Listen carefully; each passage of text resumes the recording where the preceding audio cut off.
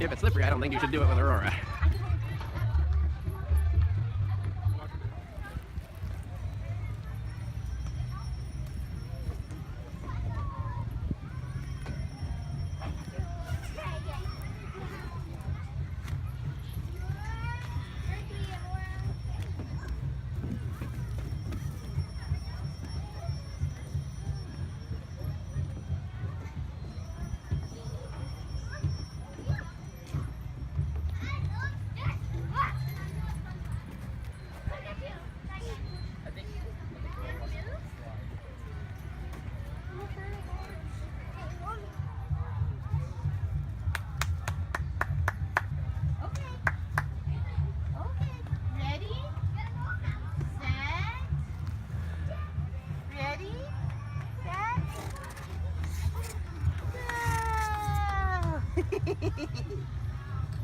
Yay!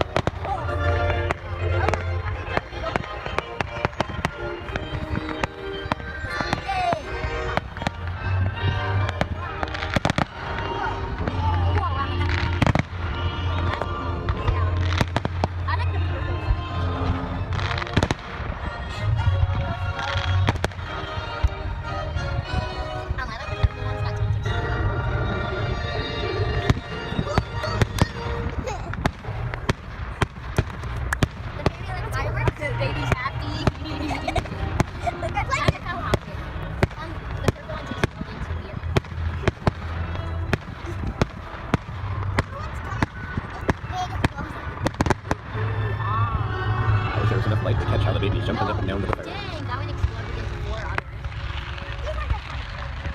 They're like here. Get me off the fire and back. Well, let them explode again. They only went like this. It's like, look it. That's a pretty great. It's just right next to that. Ooh. Diego would not have liked that part. Did you hear that? That was so loud. I want to see I like those ones. They didn't I don't like the super deep. Yeah, it looks like. Who's that? I can make some fruit. I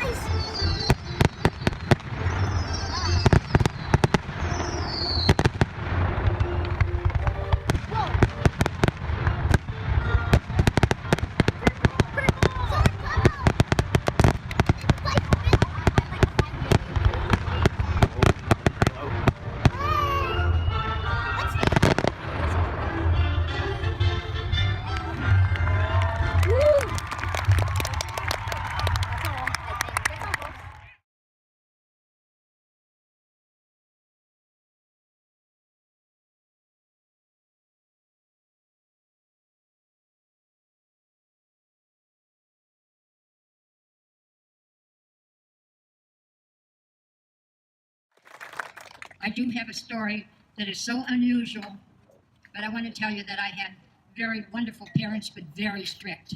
They never believed that a woman should do men's work. I was getting ready to graduate in June, and I had just taken my yearbook picture, and then the war broke out. I start reading all kinds of articles about jobs all over. Our town had no jobs. I worked at Penny's for 25 cents an hour and did a little saving. I start reading the newspaper, trying to find out where the nicest jobs were that I could help the war service. My dad was so strict that I couldn't leave home. And I was going to find a job as far away from Pennsylvania as I can get, which was California. I saw an article that said, if you come to California, we'll guarantee you a job. We'll also guarantee you housing. I thought, that's for me. A few months later, I went to the bus depot and I asked them, how much is a bus ticket to California? And they said $33. I had $34, but I had $1 already for my trip. I went down and bought this ticket, and I told the teller, I didn't want it for now. This was in March. I wanted it for June the 3rd. That's when I would graduate. June the 1st. No, June the 3rd. And then I was going to, that was on a Friday. And then I was going to need a couple of days later for the trip. So he wrote it up that same way that I told him. I took the ticket and I hid it in the attic so my folks wouldn't find it and know what I had in mind. That I was going to leave home, leave my family, and I'm going to go help that war, which I did. I graduated. The next day I went up to the attic and packed a suitcase and wrote my folks a letter. I told them, I'm sorry you gave me no choice, but I want to tell you, I'm going out to look for a war job, and I'm going to have housing, but I don't know where. But I'll write to you in 6 months and let you know where I am. And I hid that note. Sunday morning, my folks went to Mass, and they always left an hour earlier. And Mass was 2 hours. That gave me 3 hours to grab all my things, put the note that I wrote on my folks' bed, grab some sandwiches, my clothes, head for the walk to the bus depot. It was a local bus because we were in Denora, Pennsylvania. It took a good 30 minutes to hit Pittsburgh. And the first bus out of Pittsburgh was at 11:30, and I was getting there about 20 after 11. I was getting nervous. Well, I could hear people. There was so many girls there waiting to get on the bus. And I thought, I'll never get on the first bus. Oh, my goodness. But you know something? They start calling names. I had the mind to make sure that I got that ticket in advance. They gave me seat number 5, so I was on that bus and on my way to California before my father could stop me. I was going to win that war. And it was 5 days that we did travel. Hard, 5 days. We sat in that chair. We ate, we slept, we did everything in that one seat of ours. And we didn't even stop. When we got into Reno, they said that they were going to give us, I don't know how much time do I have to talk. Okay. They said they would give us 1 hour, but it wasn't the gamble. That hour was going to be spent cleaning ourselves up because we were pretty potent. No, we hadn't changed clothes, we hadn't washed ourselves, we hadn't brushed our teeth, we hadn't done anything. Just sit in that chair. And really, nobody spoke to nobody. Everybody was deep in thought. When that war broke out, everybody was so, just like Manteca. I mean, we were all gung-ho. This was America. We were going to save it. Well, got there. The bulletin board did have a lot of names of people that did have rooms. And every one of us on the bus got a room. $30, please. And I had $40. I says, how come $30? I thought you'd pay 1 week. 1 month. Holy mackerel, I was down to $10. And I had to make it last for a week. But I knew I could. Plus a little bit of bus fare and a little eating. I would manage.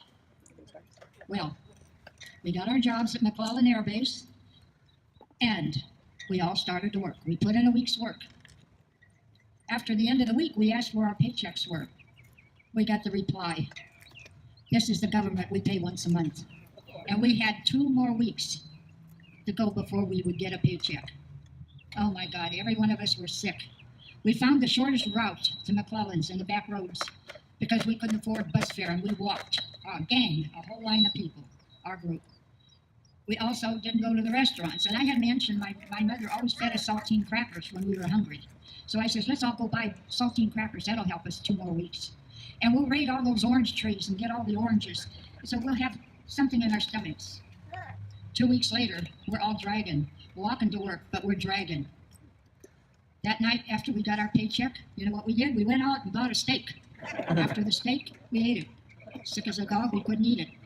We had to have what they didn't call them in those days doggy bags, but they said that we should take them home. In the middle of the night, we should eat our steak because the acid from the oranges and the salt from the saltines had eaten the lining of our stomachs, and we were so sick and didn't realize it. And we would have had trouble for the rest of our lives. And here we thought we were doing a great job. Well, after about 4 months of this, I decided I wanted to do something a little bit better. And I asked my landlady, I said, do you know of another job I can get that I can help the war effort? And she says, why don't you go down to the Bay Area? There's shipyards are begging for women. I says, I will. But she says, please don't go to Richmond because that is a big shipyards and they have thousands lost over there. Because I was a frightened young 18-year-old girl. And I thought, well, where else can I go? She says, well, there's more shipyards just in Oakland, not too far from Richmond. But if you get in there, you'll be starting on a 5-day free course of welding. And you'll become a welder. And I said, I can do that. And I'll be darned. I went down and I signed up. I was going to be a welder. Well, the girl in front of me stood to the side and waited till I completed signing in. And then she came over to me and she said, would you like to room in with me? And I says, what do you mean? She says, where are you going to be staying? I says, I don't know. She says, my husband was just shipped out and I need a room partner. And I says, can I trust you? And she looked at me and she says, can I trust you? I knew I could trust her. So I did. I signed in with her. And we did. We made a bond that I was going, when I come back with my clothes, that I would go and live with her. Well, I went back to Sacramento and told my landlady. You know how I told you people were bonded? My landlady took me up to her son's closet that was enlisted, and I was sleeping in his bed, and got me 5 pairs of pants, corduroy pants, 5 flannel shirts, and bandanas for the hair, and shoes that were that big, and my feet are this big, but a lot of newspaper went into the toes, and I was walking like a duck, but I was prepared to weld. The next morning, I took the bus for Oakland, and they had already started training that 5-day course. So I sat down, and they said, well, come on over here, you can start and get a half a day's work in. I says, fine. I sat down, and they handed me the stinger and that rod, and they showed me how to do it. Within 5 minutes, I knew exactly what it was. And do you know why? That I could weld. As a child, I crocheted and I knitted. And welding is all in the wrist. And by the end of the day, I was the top person there with a half a day. So as we left the training of the welding, we got on the trolley and we went over to her apartment. And I asked her if she had paper and a pen. And I told them, my dad worked in a steel mill. And I told them, I says, Upcombe, do you know that the steel you're making in the steel mill is the steel that we're using, and I'm going to be building ships. I'm in California. Thank you. I need it. I'm in California, and I have a job, and I'm going to be building ships for a long time, and we're going to win this war. And my dad was so proud when he got that letter. He went to the church and showed it to all the church members, and they all prayed for me that I would continue working in the shipyards. My boss was a nice young man. He was about 13 years older than me. His name was Frank. And he taught me to weld. He saw there was so much in me that I wanted to do. He worked with me and our crew of 15 to where we were putting out ships like crazy. The other leadermen with their crews were way behind our time. We were really set up good. Within 6 months, I was certified to where I could weld on the outside and on the scaffolds and do the fine-tuning of the welding. We had put out many, many, many ships. In all that time, I never saw my folks, but I did write to them. In that time, I did start making a life for myself that I knew that I was a big helper. And the war was getting done. And we were starting to have some peace. Not enough, because we did sign a treaty with the first part of it, but we still had that bomb. But we were still working. So at the end of 1945, when the war was completely over, I decided I'm going to stay in California and marry my boss. And we had a good relationship, and do you know that he worked in the shipyards his whole career for 48 years. And I was his partner, and all his friends were my friends, which meant that we all were shipyard people. We had a chance, after we had the first child, we had a chance to buy into a bowling alley in Fremont. I had been buying stocks. And believe you me, all the shipyard leadermen, they all joined in.